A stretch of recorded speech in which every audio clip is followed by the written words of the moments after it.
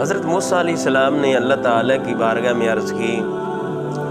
یا اللہ میں تیری چھوٹی نعمت کا شکر ادا کرتا ہوں، ساری زندگی عبادت کرتا رہوں، سجدے میں پڑا رہوں تو میں تیرا شکر ادا نہیں کر سکتا۔ جب یہ اندر کی بات کی حضرت موسیٰ علیہ السلام نے، یہ اندر کی کیفیت اللہ کی بارگاہ میں عرض کی کہ اگر میں ساری زندگی سر سجدے میں رکھ دوں، تیری ایک چھوٹی نعمت کا شکر ادا کروں تو نہیں کر سکتا۔ جب یہ جملہ بولا تو رب کریم نے فرمایا، اب تو نے میری بڑی نعمتوں کا بھی شکر ادا کر دیا ہے۔ جب انسان کے اندر یہ احساس پیدا ہو جائے، جب شکر کرنے کا مزاج بن جائے، طبیعت بن جائے، حضرت داؤد علیہ السلام اللہ تعالیٰ کی بارگاہ میں عرض کرتے ہیں، یا اللہ میں تیری ایک نعمت کا شکر ادا کرتا ہوں تو ساتھ ہی مجھے دوسری تیری نعمت یاد آ جاتی ہے، جب دوسری کا شکر ادا کرتا ہوں تو ساتھ ہی تیسری نعمت یاد آ جاتی ہے، اور جب تیسری کا کرتا ہوں تو چوتھی یاد آ جاتی ہے۔ جب حضرت داؤد علیہ السلام نے یہ اللہ تعالیٰ کی بارگاہ میں عرض کی تو اللہ تعالیٰ نے فرمایا، اے داؤد اب تم میری معرفت سمجھنے لگے ہو، اب تم میری معرفت پا گئے ہو۔ جب انسان کا یہ مزاج بن جائے، اللہ کی بے شمار نعمتیں ہیں، یہ جو شکر کی نعمت ہے یہ بڑی نعمت ہے اللہ تعالیٰ کی، قربان جائیں اللہ تعالیٰ عطا کرے ہمیں شکر ادا کرنے کی توفیق عطا فرمائے۔ دیکھیں کان نعمت ہے،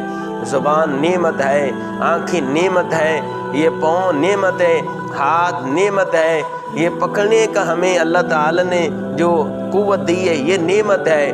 اور سب سے بڑا جو اللہ نے ہم پر کرم فرمایا ہے، اپنے محبوب کا غلام بنایا ہے، اپنے محبوب کا امتی بنایا ہے۔ اور پھر ایک وقت وہ آیا کہ ہمارے آنکھوں کے سامنے خانہ کعبہ ہے، اور ہماری آنکھوں کے سامنے مدینہ شریف ہے، ہماری زبان پر درود و سلام جاری ہے۔ یہ اللہ تعالیٰ کی نعمتیں ہیں، انہیں یاد کریں اور اللہ کا شکر ادا کریں۔ جس بندے کو شکر کرنے والا دل مل جائے وہ بندہ بڑا خوش نصیب ہے، وہ بڑا خوش قسمت ہے، اس بندے کی دنیا بھی بن گئی اور آخرت بھی بن گئی۔ میرے آقا صلی اللہ تعالیٰ علیہ وآلہ وسلم نے ارشاد فرمایا کہ جس بندے کو 4 نعمتیں مل جائیں